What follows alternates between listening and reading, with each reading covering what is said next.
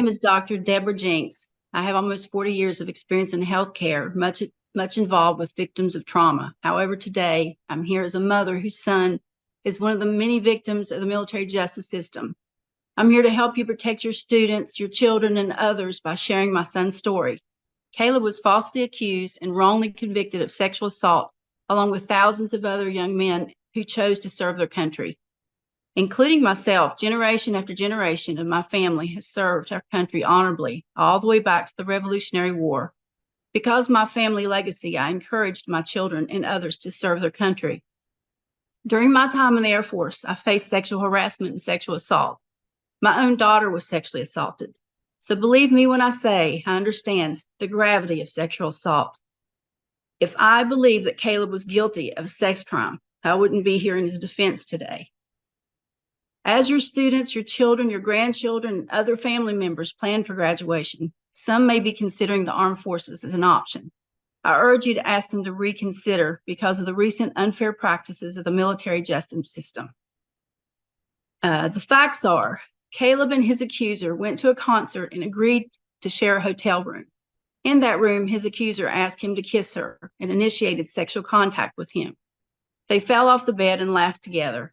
After the fall, Caleb decided that he did not want to continue and they should just go to bed.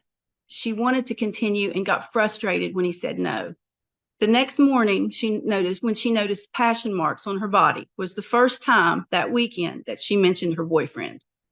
She and Caleb went to breakfast at a cat cafe. They laughed, they joked, ate breakfast, and interacted with the felines at the cafe. After breakfast, using her car, she drove Caleb 2 hours to the base. They happily conversed the entire trip. After they returned to the base, Caleb's accuser reported that he raped her, but the same report showed no signs of sexual intercourse with Caleb and no signs of sexual trauma. The accuser said she was too drunk to consent and had no memory of the incident. Yet she told her friend that she only had one alcoholic beverage. She alluded to the fact that she was drugged, but the same report did not find drugs in her system. She later said that maybe she took a Prozac, and that's why she didn't remember what happened. According to the police interview, the accuser's own supervisor said that she was unreliable and that she had questionable integrity. Yet Caleb was found guilty of sexual assault, was sentenced to 2 months in jail. He received a dishonorable discharge, and he was forced to register as a sex offender in North Carolina for 30 years. Ladies and gentlemen, equal rights also mean equal responsibility and equal accountability. We fought for equal justice, and this is not it.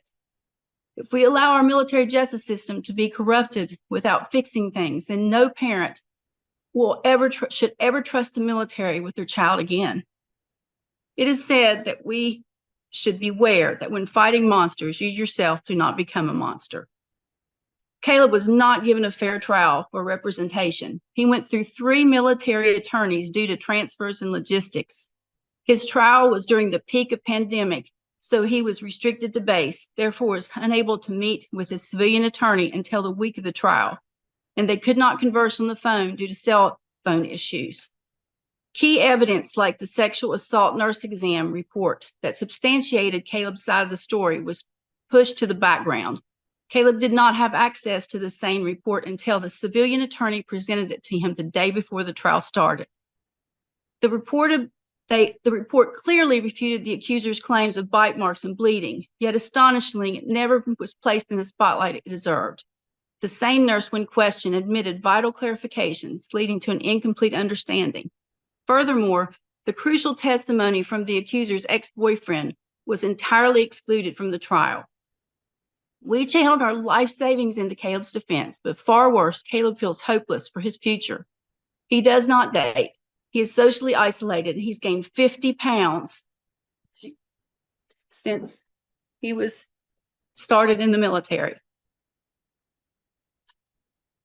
This has prevented him from getting suitable housing, from forming relationships and dating, from career opportunities, including the ability to work at my own medical clinic due to sanctions for registered sex offenders.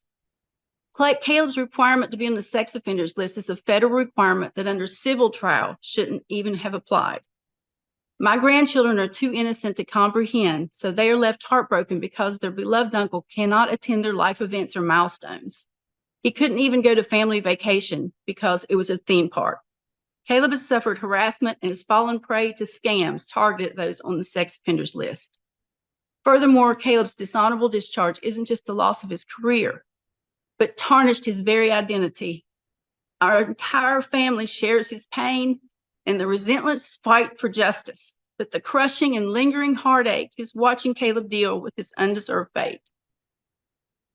Service to our nation is an honor, but when our military justice system fails, I cannot in good conscience recommend it to anyone. I urge you to tell everyone you know not to allow their children to join the armed forces until the military justice system is repaired and tries their cases instead of promoting an unfair agenda.